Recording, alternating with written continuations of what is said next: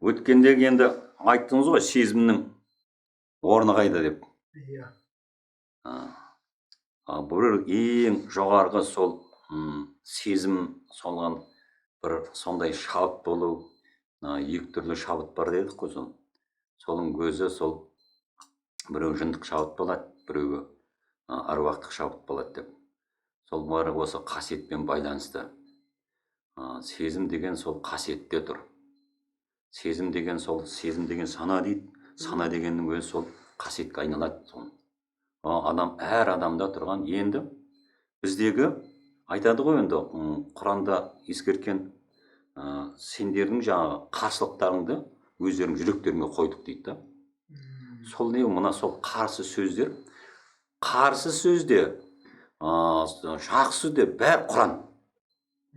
Құранда тұр қарсы сөзде бәрін қамтыған. Сол Құранның сол қарсы аяттарын біз жүрек қойған. Сонда біздің жүректегі мәңгі өлмейтін не ол? Құран сөз, қасиет. Құранның қасы 7 үн. Осы соны Абай атамыздан мен өлмекке мәңгі деген, мен өлмекке. Сол Құранның 7-ні біз сон жүрекке сон жүктеуіміз керек. 7-ні. Қалай 7-ні ашылады? Солай сіздің, сол енді жаңа сіздің отқан жаңа бата бердім деп Қонысбай атадан бата аламыз деп отқанда үн болмаса қайдан бата алу керек? Батада үн болу керек. Мен айтып жүрген сол қайта үн болу керек. Үн сол үнге жету керек жетімге. Сол кезде сіздің көкейге салу маңда көз арқылы сіз батаны біреуге ойланбайсыз, мынаған не батарайын, ол бата сұрап келеді. Маған бала керек еді, маған басқа керек деп. Бірақ сізге басқа сөз сұрады Құдай. Жақсы барлық нәрсе біздің қалауымыздан тыс болу керек. Құдайшылдық дегеннің өзі қалаудан тыс болу керек. Енді сезімнің де ең несі сол біздің өзіміздің қалауымыздан тыс нәрседен пайда болады. Яғни енді мынандай жағдай бар. Сәжде дейді, мына тауларды, тастарды, хайуандар, адамдар бәрі Аллаға сәжде жасайды дейді. Бірақ адамдардың көбі тозақтық болады дейді. Себебі неге? Осы сол ана сезім табылмағаннан болады, шынайы сезімді. Себебі енді сәжде деген неге ол енді? Айтады енді сәжде деген ана арабтардан алып қойғанда ана 5 парыз, соны сәжде деп атайды да. Жоқ, ол емес сәжде. Сәжде деген біз адамдық борышымыз, қарызымыз, былайша айтқан парызымыз, соны не дейді? Қажыға апарып жүр дейді. Болмаса да қаж парыз дейді. Мұсылманды ойлап, өтеген қашан қарыз дейді. Сіздің сол ата бабадан кеткен аманат қарызың сол сәжде. Сіз соны қажет етсеңіз де етпесеңіз де орындауыңыз керек. Сол аманатты адамзат сол қарызды өтегенде пайда болатынды шабыт сол сезімді айтады мінекей. Махаббат та соның пайда болады. Мысалы әйел адам бұл қанша не қылса да оған соған жазылып қойған, онан үлкен бір сезімдік әйел адам жоқ, ол өмірге ұрпақ алып келген кезде. Қараш, өмірге ұрпақ алып келсе, онан ол сенің анау байды жақсы көрген, басқаны жақсы көрген, оның бәрі далада қалады. Өмірге ұрпақ алып келгеннен артық онан ешқандай сезімнің онда жоқ. Ол енді қарызы ғой. Әйел адамның қарызы. Солай келді. Сондықтан енді біздегі нені ұмыттырған? Масхаб олай қылды, былай қылды, қазір қанды. Ата-анаға біз қарызбыз. Біз сол жеті атамызға қарызбыз.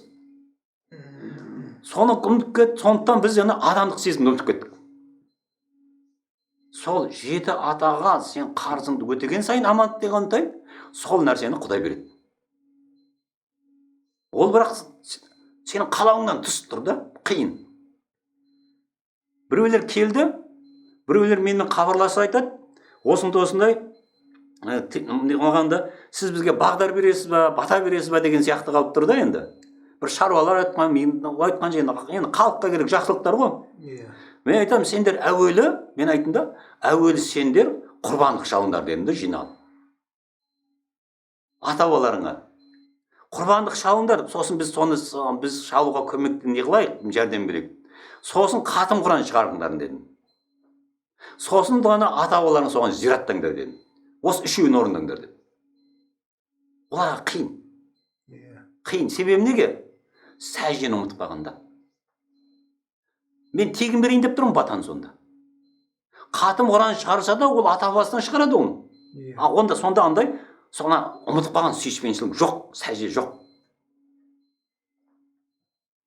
Біздегі сол адамдық, біз борышымыз, қарызымыз. Сол қарызымыз, ал қазақтың өзінің жақсылығы бар, қарызы бар, арабтың өзінің қарызы бар, Қытайдың әрқайсы әр ұлттың өзінің ерекшелігі бар. Сол қарызды өтегеннен адамда сондай сезім пайда болады, шынайы сезім. Сол шынайы сезімнен барып, ақылдың санасы пайда болады. Енді қазір мынандай жағдай. Ақылды қалай білеміз, қалай өлшеміз? Ақыл деген, ақылдың өлшемі бар ма? Айтамыз ғой, 5 ақыл, 6 ақыл мейлі, 4 ақыл деп атымыз. Өлшемі бар ма? Әлемде босын білмейді ақылдың өлшемі. Ақылды қалай өлшеп қойған? 4 ақылды 40-пен өлшеп қойған. 40 деген сөз бар. Сондықтан қазақта мынандай сөз бар. Әзір айтып бар, Құдай жоқ деп жатыр, біреулер бар деп жатыр, осын деп жатыр да. Сол енді осылай Алла тағала ол да бір жағынан сынақ қой. Жоқ пен бардың арасы қанша? Өлшем болу керек пе? Білесіз бе, жоқ пен бардың? Осылай кванттық не? Жоқ пен бардың арасын 40 қарыс. Кенесары хан атаның басында 40 бүгін жібіп жатыр екен да. Қарашы ана көн. Бір қарыстан буып болған ғой. Қалай оның өзі де қалай? Даналық қой. Жоқ пен бардың арасы 40 қарыс. Ол да кванттық заң, ертең ол дәлденеді. Жоқ пен бардың арасы 40 қарыс дейді. Енді баланы дейді, 2 жасқа келгенше емізу керек, 40-қа келгенде ақылды болады. Онда тұрған ал, бұл деген үлкен математикалық есеп қой. Ал енді осыны әлем ғалымдар тұрып шығара алмайды, қазақта тұр да ол. 40-пен байланысты. Сонда 40-қа келсе жоқ пен бардың арасын ажыратады екен да. Бар мен жоқта тұрады екен. Оң мен сол емес, бар мен жоқта ажыратады екен да. 40-тан кейін бар оң мен солда жату басталады. Енді естеміз. Сіздің ақылыңыздың өлшемін айтайын ба? 78. Қалай? 78. Ақылыңыздың өлшемі 78. Оны қалай енді? Соны қазақта не деген? Ол да кванттық өлшем. Ақыл жаста деген. Пайғамбарлық жас деген бар ғой, 60. Сол 63 саннан бастап сол кезде барып адамдағы пайғамбарлық қасиет қойылады. Ақыл 63 ге. Соны өзің есіме айтқанда. 40-тан кейін міндетті түрде 23 жыл керек. Осылардың бәрі ақылдың есебі. Сен білімді болып, сен ешқашан ақылды болып кете алмайсың. Енді қара, сол ақыл туралы біздің қазақта жоғалып кеткен жас балдар анау 25-30-дағы жар, солар 65-ге келген менің кемді ана соттады ғой 60 күн. Мен сонда анау 25-пенен 60-ты өлшейсің ба? Бұлай 65. Сіздің өзіңіздің даму заңдылығыңыз, сіздің ақылыңыз менен жоғары болу керек. Сіздің ақылыңыз менен, сіздің ақылыңыздың ол не ол? Сол 78 деген не ол? Білесіз бе енді сол? 78 деген.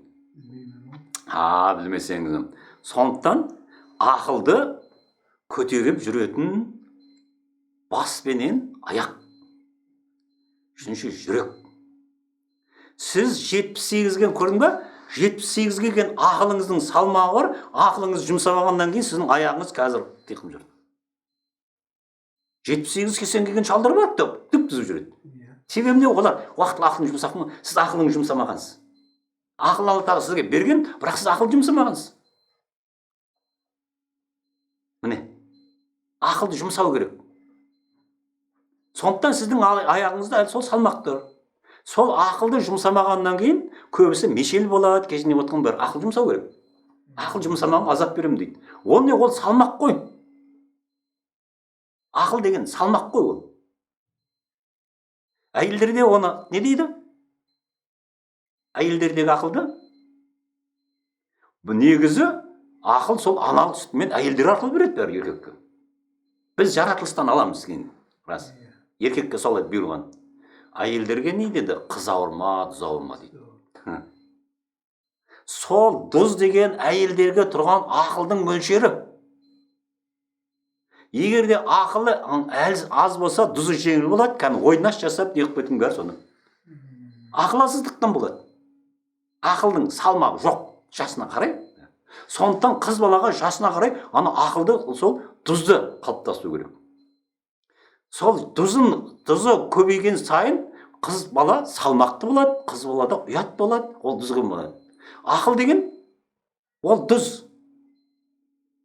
Тұзсыз тамақ іше аласыз ба? Дәмі келе ме? Сол сияқты ақылсыз сіздің сөзіңіздің дәмі бола ма? Ақымақтық сөзбен болмайды ғой. Сол тұрған жоқ па енді өлшем. Қазақта тұр ғой. Қыз ауырма, тұз ауырма дейді. Бой жетті дейді, тұз жетілді дейді. Міне. Тұз жетті. Бойдақ дейді, ақыл кем дейді әлі. Еркектің ақыл кем ма? Мін тұр ғой құны. Боймен өлшеген. Ал бой біздіңдегі сол тұздың көрінісі.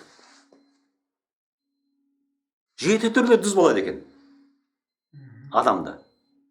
Қазір соны айтып жатыр ғой, тұздың аттары бар ғой, 7 түрлі тұз болады. Сол адамның құрамдағы тәндегі тұздар сол ақылдан хабар береді. Ақылдан хабар береді.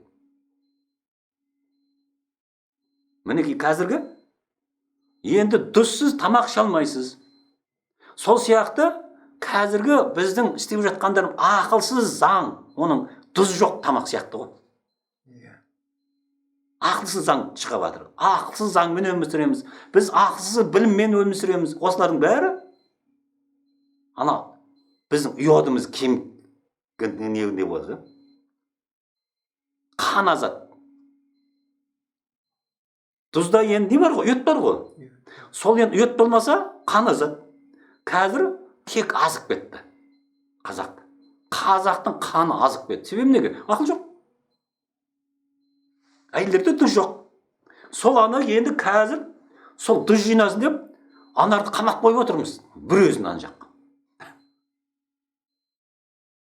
Себебі неге? Тұзы жеңіл болмаса қашып кетуі мүмкін да. Ана балам, немерем сағын құшақ қойып келейін деп. Ол қаяқтан пайда болды? Ақылсыздықтан пайда болады ғой тұз жеңілдіктен. Ана Гүлсеті сол тұз жеңіл. Тұра қашады. Онда сенде үй жоқ, мен үйіме барам дейді. Сенде үй жоқ қой, айналайын. Сен әйелге үй бермекен ғой десем, жоқ, мен үйіме барам. Менің отбасым деп қояды. Мінекей сол тұз жеңілдіктен болды. Қазір соны өзінің қалауынсыз, өзінің қалауы емес, ол жанның қалауы емес, істеп жатқан істері. Құдайдың қалауын міне зорлап жайнаққа біз Құдайдың қалауын істету үшін не бар? Құдайдың қалауы. Амал жоқ келеді да. Ана келді ғой екі жаңа әбедем азаматтар ғой енді Өскеменнің. Өзінің қалауымен кетіп қалды. Мен Құдайдың қалауын айттым. Құдайдың қалауы мына жерде тұр ғой, сендер соны. Істесеңдер сонда жақсы болады. Енді біреуінің қабырғасы сынып жатыр, біреуі жүрегін басқады. Осы немене? Сол сізге де айтты. Сіз бірақ сіз әлі өзіңіздің қалауыңызбен жүрсіз. Сіз Құдайдың қалауына өзіңіз пайдаланмай тұрсыз әлі. Сондықтан қазіргі көрдіңіз бе? Сіздегі ақылыңызда сол ақылыңыз жүк болып тұр жұмсамағаннан кейін. Ана аяғыңызда жұмсаңыз деп жүрген сол ғой. Ақылыңыз жүк болып тұр сізге. Керісінше маған ақыл жетпей жатыр. Мен жұмсақ қойып жатырмын да бәрін. Мен ақылдарым жұмсап қойған, мен ақыл жетпейді. Қарап отырсам, мен бәрін ақыл айтып отырмын, қараймын, мен шынымен ақыл жетпей жүрген адаммын. Ол рас сондай. Кейде сол ақылым жетпейді. Егер де аруақтан қолдау болмаса, мен талай нәрсеге ұрынар едім, қателік жасадым дүниеде. Бұрын өзім ақылдымын десем, кейіннен барып түсіндім, мен әлі ақымақ болып өмір сүрген едім ғой деп. Оның бәрі білімменен әдет өнер екен ғой деп. Ақылды енді үйреніп жатырмын мен. Сол жасыма қарай сәйкес болса деп. Сондықтан менің ақылым саны 68. Сол енді менің ақылымды сендер деструктивный сөз айттың. Бұл соны мен ана отырғандар, енді осылардың бәрі жаңа отан керемет заңына не болады. Оларда енді көрдің ба, оларда сол ана нағыз шынайы ләззат дегеннен білмейді, ұмытып қалған, тұзы жоқ. Ішкен изім бар. Сондықтан олар ана сөйтіп біреуді кекеткеннен, бұқатқаннан біреу сонан да бір ләззат алады да. Ана керме, ол сол кармаға түскен көрініп тұр да. Депутаттар заң шығарғаннан, бір қисық заң шығарған сонан рахаттанады. Мынандай неғыпты бір жазыпты ана. Дұрыс, Тоқаев қараса, ана амандасқан көрдіңіз ба сіздің Трамптың? Көрмесең, Трамп ана кіммен де бейт, ана Путинмен де қолын бейт тарттырып амандасады. Бәрін қолын өзіне бейт тартып алады бейт. Сілкейді кәдімгі. Өзіңа жындылы ғой, мен басымын деген. Ана жындың әрекеті ғой. Нағыз жынды сол оны. Тоқаевпен бейт не қылады. Тартпайды қолын. Тоқаевпен сыпайы амандасады. Сосын ана жерде қарасаң, ортасында Тоқаев тұрады да, ана Тоқаев мысы басып тұрады. Соған енді айтады да, ой, ана бір білімнен болды. Жоқ, білімнен емес. Сол Тоқаев мырзаға сәлем айта барыңдар. Ол кезінде қазақшаны ол амал жоқ, үйренді ғой. Қазақша сөйлеп не қылды? Дұрыс, қазақшаны амал жоқ, сөйлеу керек болды. Өйткені ел басы ғой енді. Сол кезде ана сөздерін, бірінші сөздерін қарасаң, қыр деп айбат жеп отырды. Сол кезде кие келді оған елбасылық. Ол әруақтармен қазір қазақ халқы быт болар еді, егерде ата жол болмаса. Құдайдың қазаққа берген құтқарушысы ата жол осы. Онда да ылғи 99% әйелдер. 1%-ға да жетпейді еркектер. 99-а 9% шығар әйелдер. Еркектерде не жоқ? Еркектерде сол тұзы жоқ. Берленіп кеткен. Ананан алған сүті жоқ. Сол аналар шырылдап жатыр талайын. Ана жаққа барып түсініп жатыр ғой. Мен де анам сол жаққа барып түсінді. Айт, әттең, сендерді тыңдамаппыз ғой деп. 5 минут тұрген да. Не сияқты, мұнара сияқты, Жамбыл атаның кешені сияқты, алдарың бәрін тас тұр дейді. Кіре алмай отыр екен үстінен. Кейіннен сосын мені айтып, сол шешемізге кейіннен маған рахмет айтып кетті. Басым ұжмаққа шық деп. Ұжмаққа сол арқылы өтеді екен да. 5 кесені арқылы. 5 ата дейді ғой. Басым ұжмаққа шықты, рахмет балам, ақ сүтімді ақтадым деп. Ал сол қазір еркектер осы жүрген ақ сүтін ақтай алмай жатыр. Егер де анасының сүтін ақталса, сіздің де анаңның сүті ақталмай тұрады. Бірінші не болады? Ділден хабар келеді. Ділден хабар келу деген, сол маңдай көзден хабар келеді. Сізде Алла тағала сол қасиетті беріп қойған ғой, үйіптеу. Сол енді өзіңізге көрсетіп жатыр. Бірақ енді ол сізге берілген, ол жоғалмайды ешқашанда. Мүмкін қайттан келес қоныспай, қонысгүл ма болып, осылай деп атын қой деп. Соны сонымен әрғай жалғастырасыз. Өмір деген болмайды. Сондықтан қазір істемесең, оған ана үмітсіз шайтан дейді ғой. Ол үмітті үзгілмейді. Сізге сол берілді ма, сол келесі өмірде бәрі не қыласыз, бұл өмірде болмаса. Үлгіріп қалыңыз, сұраңыз, мен сол қаншалықты берді, бірақ ол сіздікке Алланың берген. Осының тағдырыңа берді. Енді келесі өмірде соны ана кармасымен бересіз, қайттан келесіз. Дін дегеннің өзі карма. Карма жоқ болса, дінде жоқ. Енді кейбіреулерінде сол ана кармасы сол көбейіп кеткен кезде Олар не дейді? Алла былай деп айтады да, мына Алла дейді, діндеріңді дейді, шаштарыңды тықырқып алып қойғанда алып қоймайды дейді. Қарашыны. Қаны. Қазір қасқа болып келетіндер бар ғой. Солар, сол кармасы көбейіп кеткендер. Сондықтан оларда сосын тегін адам таз болмайды дейді. Оларда кармасы аз болады. Бұрынғы несі. Себебі оны көтере алмайды, оны меңгере алмайды. Солайға келгендер. Сондықтан мына дін қиянат дейтіндің өзі сол мінеке. Біз аруақтардан кие арқылы өмірге келеміз. Аруақсыз адам өмірге келмейді. Себебі мен екеу ғой. Біреу менікі, біреу мен. Сен мен болып өмірге келесің. Мен онда сол аруақпен байланысты қасиет. Аруақ деген сол меннің ішінде тұрады. Қасиет болып.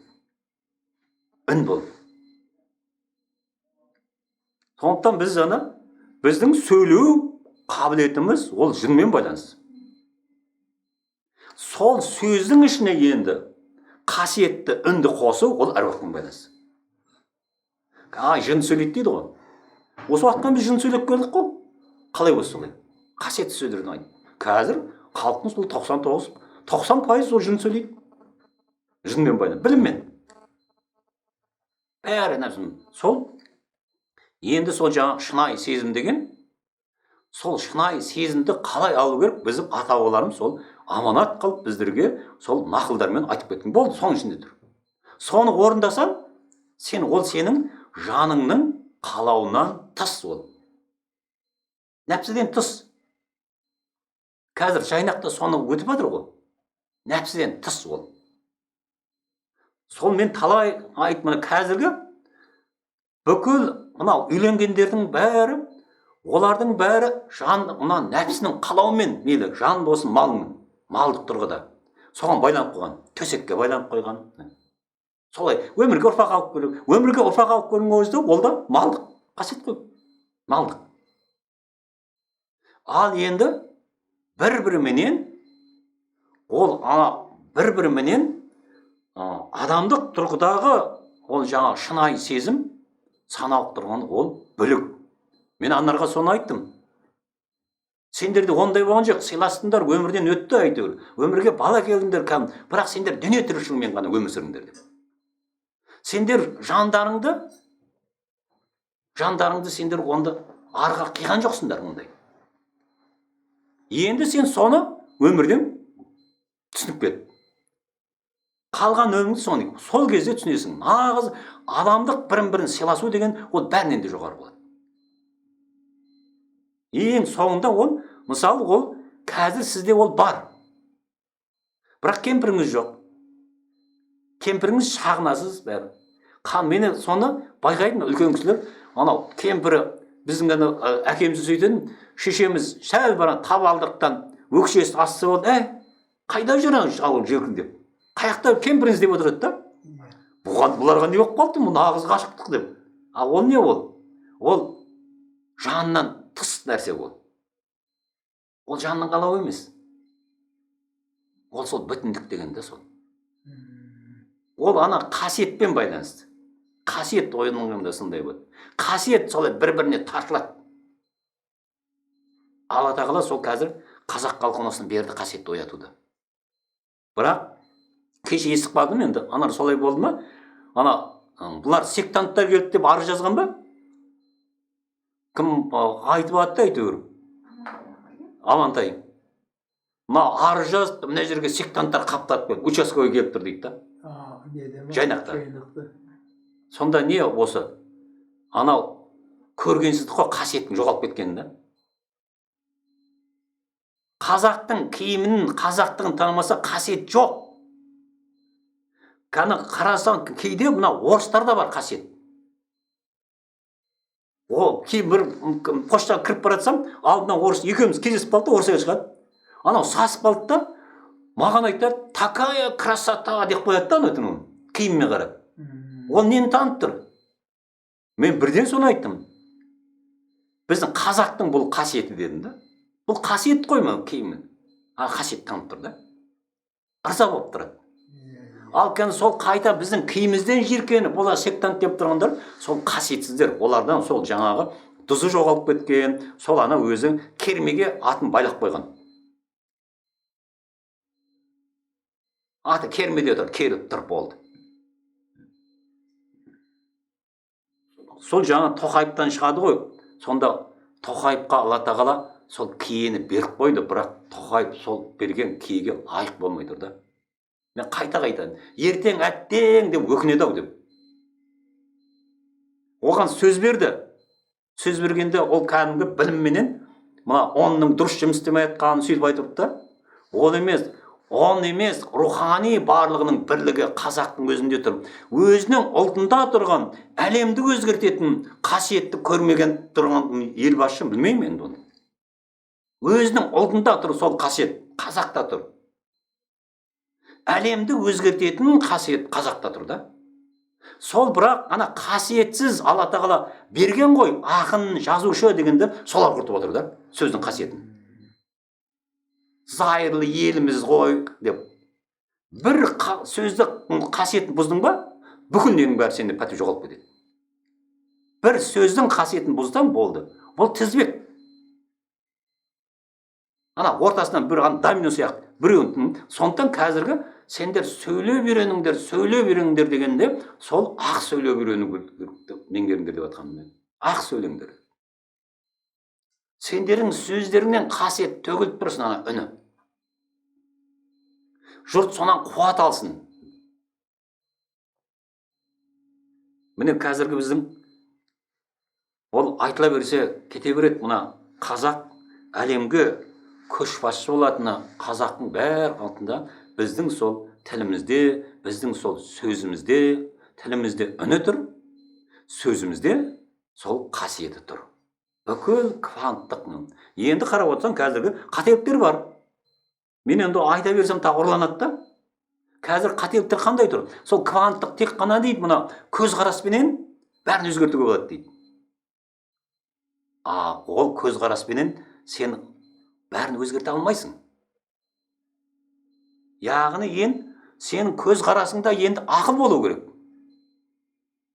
Көзде ақыл болу керек.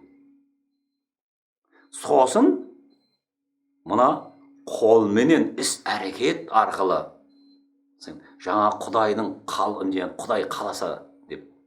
Құдайдан қайтар деген іс әрекеттермен өзгертуге болады. Сондықтан қазіргі сіздің істеп жатқан іс әрекеттердің бәрі Құдайдан қайтар деген емес. Сіз өзіңіз үшін істеп жатсыз. Сіз әйтеуір қалай да болса тазалықпен Құдайдан қайтар деп сіз бірде-бір істеп жатқан жоқсыз. Осыны мен ана үлкендер білсін деген айтып жатырмын да одан. Құдайдан қайтар деп бірде-бір істеп жатқан жоқ. Сіздің қазіргі сол бұрынғы өміріңіздегі Құдайдан қайтар деп істеген іс әрекеттеріңіздің жемісін ғана жеп отырсыз. Соның жемісін жеп отырсыз. Ал енді Құдайдан қайтар деген іс әрекет не қылды? Ол енді сол Алла тағала сізге сол көрсетіп жатыр, сол пышақты беріп жатыр, тағы не біраз нәрсені берді ғой. Сол енді сіздің мүмкіндігіңіз, енді сіз бір жаңағы жер қазып басқа не сізге соны меңгер деп отыр да. Соны істейсіз де сіз тегін берді, тегін таратасыз. Міне Құдайдан қайтады сол. Ана қасиет арқылы. Немесе сізге соны бата беретін сізге сол қасиет беріп отыр. Осы сіздің сөзіңізден бата төгіліп тұр. Сөз арқылы сіз көбірек сөйлесең Құдайдан қайтады. Көбірек айтсаңыз сөз, көбірек айналып Құдайдан қайтады. Ауыңыз дуалы болу керек, ал сол айналайынды көп айту керек. Соны қалай оқып алып айтасыз ба, ол айтпа, Құраннан айтса, соны айта беру керек. Себебі не? Осы кезде жаттықсаңыз, Алла тағала сізге кім біледі ертең қайда болын. Абылай хан атаның басына апарып қоя ма? Әйтеуір жерге біз осы сіздерден, мына үлкендерден, тіпті менің өзімде ертең деген кезде ең болмағанда сол әйтеуір бір әулиенің басына барып мен сол жерде отырғым керек, батасын бер. Қазір енді сол сіз соны не үшін жаңағы халыққа бата беру үшін әуелі сіз сол ата бабаларыңыздың, әкеңіздің батасын беру керек. Содан бастайды. Сізге о түскен жоқ әкеңіз батасын бер деп. Әкеңіздің батасы тұр. Ол қалай түседі? Енді маған мынандай жағдай болды. Осы тоқтамай сөйлеп жүрдім, айтып жүрдім, әйтеуір таратып жүрдім. Бір уақыттарда маған енді садақ ал деді. Сосын өзім шошып кеттім, ол қалайсың деп. Садақ алуға болады деді да. Бірінші садақ алуға не қылады екен да. Сосын айтты, енді деді, әкеңнің батасын тарат деді. Әкем батасы. Оны қайдан тарадым? Әуел ағайындарыңнан баста деді. Сонан қамшыны тоқып алдым да, бірден ауылдан бірақ шықтым. Барып інімнен бастадым. Оны енді мен бата берейін деп келіп айтсам шошып кетеді ғой. Әкең батасын берейін деп келіп, анау келін не бар, әйтеуір нан ауыз тидім, мен тамақ ішпесем де сөйтіп, сөйтіп намазымды оқып, сосын қамшымды тастап, батамды берейін деп кеттім дедім де, бірақ әкемнің батасы ғой сөйтіп. Өсіп өркенді сөйтіп ағайындарын аралап шықтым. Сөйтіп аралап шығып, бір жиын бар еді. Ерболат ағалар, иманды осының қатты енді менімен бір-ақ жас айырмашылық, бір-екі жас айырмашылығы бар. Ата жолын алып келген, сөйтіп арпалысып жүрді да. Соған бардым енді үйге. Мен енді нағашылардың батасын берейін деп келдім деп. Үлкен ағасы бар, қуанып кеттім. Нағашылардың батасын бер деп еді соны деп сөйтіп қамшымен берейін. Оған айттым, маған ағама берші деді. Мен ауруханаға жатырмын. Ей, сен ауырға, мен саған берейін деп келдім дедім. Жоқ деді. Сонан мен соған бата беріп кеттім, сөйтсем, 40 күннен кейін ауруханаға жаттым, 40 күннен кейін өмірден өсіп кетті. Сонан өзім ыңғайсыздандым. Мен оларға өлсін деп бата берген жоқпын ғой деп, біз түсінбейміз ғой өлімнің деп. Сонан сөйтіп бара алмай 40-на барып, жаңа ағамызға айттым ғой. Мен иманды болсын өмірін, мен оны сендерге ондай жаңа нағашыларың өлсін деп берген жоқпын, қайта ауырдан жазылып кетсін. Дұрыс дейді да маған. Не? Қатты қиналып кетті. Қасына ғой. Жақсы кетті дейді да. Оған дейін қарасам, Алланың елшісінің хадисі бар екен. Бата қабыл болған кезде адам тез байып кетеді, немесе өлім келеді деген. Өлім келеді дегенде біз ажал келеді деп түсінеміз ғой. Рухани өлім келеді екен ғой. Қалайда өлім деген жақсы ғой. Ауру болса, бұл мейлі айтып өмірден өтсе. Сөйтіп әкем батасын солай, мен сол қонды. Сонан кейін енді менде ол енді жасырын әулие-әмбиелердің батасын болды. Онсыз да аққулар шығарып жатыр ғой. Оны енді неғам Қабанбай батырдың басын тапқан кезде білді ме Қабанбай атаның бір батасы? Беру керек ау деп өзім сондай тұр да енді сонан енді Қабанбай атаның бір ұрпағына беріп кетейін деп Қабанбай атаның ауылына соқтық қой, мына біз қарсы алған деген. Тым-тырыс жабық тұр да. Сол жерде қонайық, мен сол батасын беріп кетейін дедім да. Мына кісілер көмектесті ғой деп. Сонымен сонсам, оны беруге болмайды екен да. Олар есігіне іліп алыпты. Сонымен кеттік біз. Кетіп жаңа сөйтіп кейін бір уақыттан базарға бардым. Барып жаңағы өзбек не екен бір сонан алып атында қарбыз алдым, тағы не алсам, бір жігіт, дәу жігіт өзі еңгезер дейді. Келіп, аға дейді, сізді мен танимын ғой дейді. Не деп деген? Я, өткенде Қабанбай атаның басынан бәрін шығардыңыздар ғой деп. Я деп сөйтіп. О жоқ, анау дейді, жүріңіз дейді да, мен қауын міне деп таңдап берді қауын. Сосын айтады, қарбыз әкел, мен алып қойдым, ұят қой десем, жоқ өзіне қайтарып бер, қайтып ал деді да, қорқып кетті. Алды да, тағы да қарбыз берді.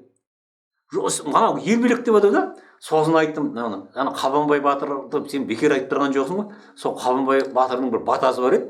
Мен соны саған берейін дедім да. Ақша алмай тұр ғой енді.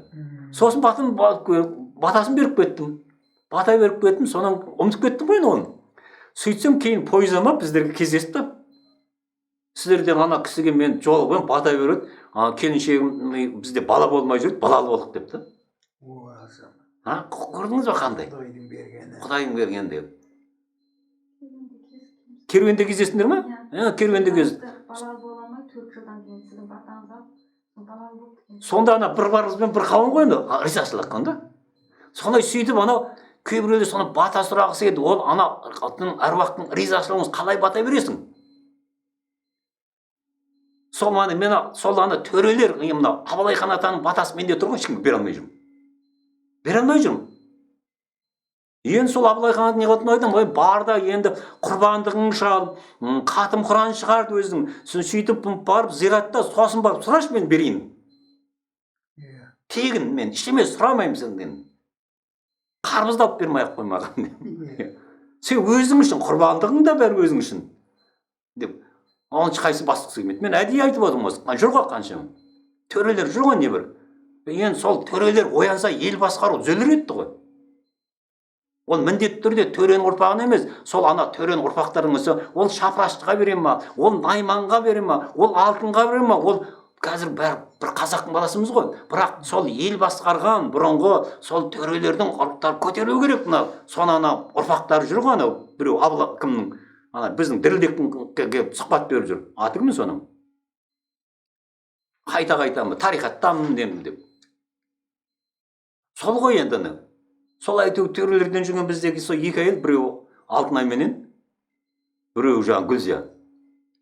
Соған үміттеніп жүрміз енді.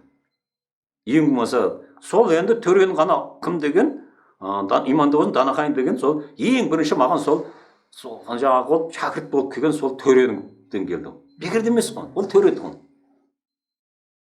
Білімге де құмар. Бірақ енді имандығын әйтеу өмірден озып кетті, солай болды. Өйткені ол кездерде арпалыс болды. Мынандай тамақ мүмкін болмады, көрдіңіз бе? Мынандай жайнақ сияқты болмады. Қазір ол кезде біз құтқара алмадық. Көбісі сол келгенде тамаққа келіп тірелді да. Кімге сен қазір тамақ деп отырасың? Менің өзім тамақпенен келіндермен арпалысып жүрдім. Кімге мен соны құтқаратындай осындай жағдай болды. Сол бізден құлағандардың ана еркектердің бәрі бірінші тамақтан құлады. Қазір сол бақ қой, мына әйелдердің тамақты осындай дәрежеге сол беріп отқан өзі еркектерге деген бақ қой бұл деген үлкен. Кесекпенен соған олар сол өзінің анау бұл іс-әрекеттерінің бәрі қарап отырсаң ол өзінің жанның қалауы емес, онан тыс ардың қалауы. Осы қазір қызмет жасап жатқандар жаңақтан, ол жанның қалауы емес, әйтпесе ерте тұрып анаған тамақ беріп ол емес ғой. Тіптен менің өзіме де ол қиын ғана Қанипаның. Ана жаныңды арға садақа қыл деген сол. Адам өзінің қалауынан тыс Құдайдың қалауымен жүріп үйрену керек. Құдай істеген сол. Дін ісі деген ол сенің жанның қалауымен жүресің. Дін ісінде Құдайдың қалауы болмайды. Ол сол түсіріп қойған білімменен, Алланың елшісіне түскен, Құрандан не қылды, хадистерде сонымен жүресің білімменен.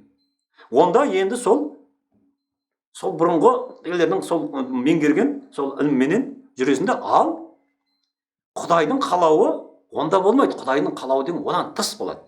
Әр жеке-жеке болады. Сосын айтуын енді сіз қазір 8 мезгіл оқып жатсыз. Егер де сол сіз масхабтағы тура жолда болсаңыз, масхабтық, тура жолдамыз дейді ғой. Сіз жалғыз ғана сіз ол кезде ана Нұрсұлтан ба, кім тағы біреулерін, сол имамдарды сіз ана алып шығып, түнде жатқан кезде сіз қойныңызға алып жатуыңыз керек. Түсінесіз бе? Нұрсұлтан ба, кім анау? Я анау кім Наурызбай қажыны.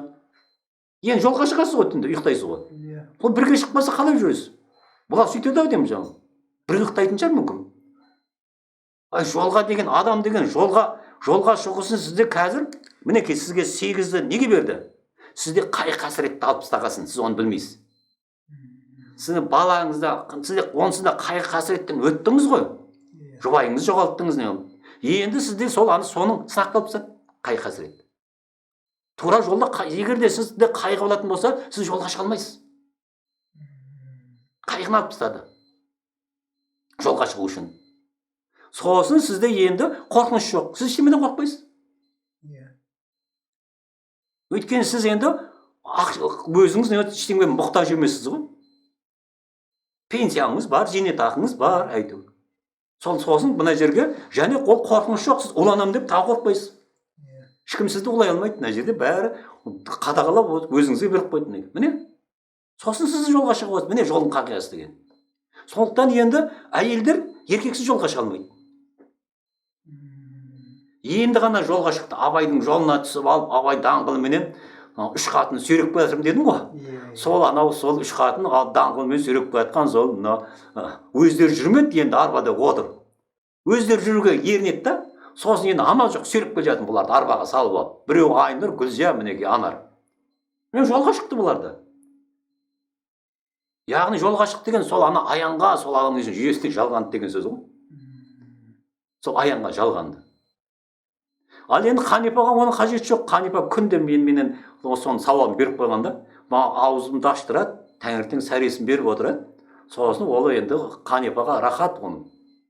Бірақ сонда да енді анау Қанипаның әлі жетіспейтіндер көп. Жетіспейтіндер көп болсын, енді бұл енді анау қаншама анау қарақастардың бәрі қарсы шығып, анау тұрған жаңағы пәленшеге дейін осыған, осылардың бәріне сосын менің Қанипаға көп талап қоймаймын. Әйтпесе ол Құдайдың қалауыменен істейтін істер жетеді. Өнерді меңгеру керек. Сондықтан қазіргі мына осы ана біз тура жолдамыз деген тура жолда сен масқап болып иманға ешқашанда сен тура жолда сен мейлі яссауит оның нақшбан сен ешқашанда сен анау піріңмен менімен тура жолға шыға алмайсың. Осының бәрі жалған. Тура жолға жалғыз шығады. Құранда айтқан, сендер Аллаға жалғыз жалған. Сен тура жолға неге келесің? Аллаға қарай барасың ғой. Аллаға жолға шығасың ғой. Сен Аллаға жолға шығасың, сен енді мешітте отырып, мен енді тура жолға бұл болмайды. Мысалы, сізге енді мешітке баруға болмайды. Себебі неге? Сіз мешітке барсаңыз, анау керме дайын тұр. Олар кермедегі тұрғандар ғой, бірін-біріне. Сіз жалғанып кетесіз. Мен соны барма десе де бардым ғой, соны ішім кетті, сосын қойдым ғой. Соны Шәкәрім атамыз деген, мен мешіттен кетті деп, сөккеңдер сендер молдалар деп. Сосын дейді, мені қаңғып кетті деп айтады, бала шағасын десін тастап кетті. Мен оларды тастаған жоқым, мен таза ой іздеп кеттім дейді. Міне жол деген таза ой іздеуді айтады. Міне Алланың таза ақылын іздеуді, Алланың кеңшілігінен. Енді мынау бәріміз дейді, біз дейді тура жолда жүрміз дейді. Тура жолда жүру ол мүмкін емес. Сен әуелі ақылдың жүгін меңгер. Ата-бабалардан қалған жүктер орындалмаған. Ата-бабалардан қалған ақылдың жүк қой. Жүк қой енді меңгере алмай кетті. Қайда жұмсайды ақылды? Ол заманда ондай болған жоқ қой. Мал бақты басқа қылды, Алла айтылы, жұмсалмай қалды ақылдардың бәрі. Қиямет мезгілінде келді, нағыз ақыл жұмсайтын заманға келді. Жұмсау керек ақылды. Ақыл жұмсап таузу керек. Ақылды қалай жұмсаймыз? Білесіз бе ақылды? Іздесем сөз табатын ақыл бар ма дейді. Қарашы. Тыңдасам бой балтырар нақыл бар ма дейді. Нақылды тыңдап сізді сосын сөз табу арқылы жұмсайсыз. Ақылыңыз егерде сөз таппаса, онда сөздің қасиетін ал адамға дейді, үйретті сөздерді, сосын қасиеттерін айтты. Сол сөздердің қасиеттерін сіз тапқан сайын ақылыңыз жұмсайсыз. Сөздің қасиетін табу керек. Сондықтан сіз әрбір шырақта мен бұрын сөйтетін тұғым. Міндетті түрде осы бір сөздердің қасиетін жариялап отыратын тұғым. Бір сөз, екі сөз. Қазақтың. Міне осылай мен жаттықтым. Қазір де сол сөздердің қасиетін жариялап жүрмін ғой. Міне ақыл жұмсап жатырмын мен. Сондықтан мен әлі 83 жасқа келгенше ақылдың жұмсайды екен. Сол 83 жасқа жеткенше мен сол ақылды жұмсап, сол жүктерді тауыссам, сонан кейін барып маған демалыс береді екен. Мен сұрадым ғой. Демалыс сұрадым ғой. Тыныш отырайын дедім. Мен өзі білмеймін ғой, бірақ менде қонекең болғым келді ғой. Тыныш отырайын, намазымды оқып 8 мезгіл тамақ жұрттан нем бар деп. Өгізді сотталмаймын да, өгізді балантайды жоқ, тып-тыныш отырмаймын ба деген ой келді ғой менде. Мүлде. Менде де сол нәпсін шабайын. Қатын баладан нәпсін шаптым деп, ал осыдан деп. Сөйтіп өмір сүрсем бе деп. Бірақ оған қайтама аманат тұр. мен болмасам кім? Міне осындай қазір ақыл жұмсау керек. Ақылдан жұмсалмай жатыр. Әсіресе сол енді қазір сол енді Қанипаға күтініп отырмыз. Енді Қанипаға уәде беріп қойдық қой. Қанипаға сені мені баста уәде еткен. Сенің бірнеше нең сол өмірге ұрпақ әкел. Тек менің айтқаным сөз саған болады деп мен Қанипаға уәде бердім. Сен өмірге ұрпақ әкелесің деп. Мен қазір енді Қанипадан бозып анарлар қосып кете ма деген бір кемпірлер туады деп едім. Кемпірлер туады деп. Иә, кемпірлер туады ол. Ол заңдылық. Себебі Құранда тұр ғой. Кімнің ұл қыз туатынын Алла біледі деген. Жатырларда сақтап қояды деген да. Кейбіреулерге, мысалы, анарға қыз күнінде ол кіріп дайын тұрған шығар. Құранда айтқан, ондай нұр дейді, бейне, інжу, маржан сияқты әйнектің ішінде дейді. Ана бір жатырды інжу дейді, бір жатырды маржан дейді. Әйнектің ішінде дейді. Онда ана әйнек сияқты не болу керек, тас болу керек. Қайта-қайта сұлтан айтып, мен тастау жүрмін. Тастау жүрген сол ұрпақпен байланысты ол. Мен де сондай тасты теңіздің астынан аяқпен алып шықтым. Арабтардың ана теңізден тас тегізетін бар ғой? Сұңқар не ұстап. Сол оған батыста, шығыста жоқ зейтін майын тамса, ол әлемге жарық бергісі келіп тұр деп. Сонда әрбір әйелде әлемнің жарығы бар. Ол қалай қылады? Мәрем адам сияқты кезіндегі осындай болған ғой. Керейлерде де болған. Адай атамыз да сондай әкесіз өмірге келген. Осыны қайталайтын қазір сондай бар ғой, бәрінде де бар. Әйтеуір сол наматтық бекерден жүрген жоқ, наматтық ұрпақты өмірге алып келу керек. Енді оны қаяқтан алады? Қазір рухани көк қой, ол міндетті түрде жаңаға төсекке жатып еді, түнде ұйықтап жатқан кезде ұрық бөліне тізен алып кететін шығар. Менде де болды ұйықтап жатқанда бүгін. Сөгез алып кетеді, ол қалай алып кетеді? Құдайдың кірген. Тұрсаң жоқ, қаяққа кетті дейсің да? Менен ұрық бөлінген сияқты ол қайда кетті? Ол да хикмет та. Ол сол Алланың қазір сендер білмейтін нәрсені жараттым деген сол. Сен 100 жерден білімді бол, атеист бол, басқа бол, бірақ бізге білмейтін нәрсе көп. Мысалы сол қаншама нәрсені Алла тағала маған үйретті. Мен қарап отырсам, енді шында мен сіздердің мен ойлаймын, Қонекең менен білгіш шығар деп. Мен де білмеймін шынымен. Қаншама нәрсені жаздым шында, мен де білмеймін. Расында солай. Қайта пір қыл дейді, мен қорқам біреуге пір болу деген.